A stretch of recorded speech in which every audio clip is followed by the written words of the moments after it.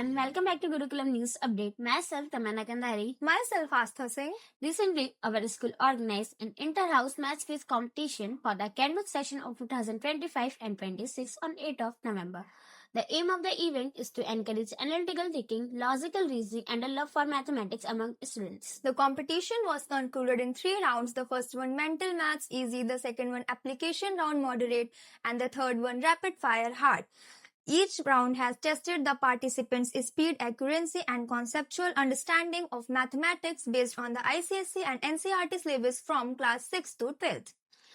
All 4 houses, Arjuna, Maruti, Aruni, and Eklavya, participated with great team spirit. After an exciting and closely contested battle, Eklavya House secured first position, followed by Aruni House in second, Arjuna House in third, and Maruti House in fourth.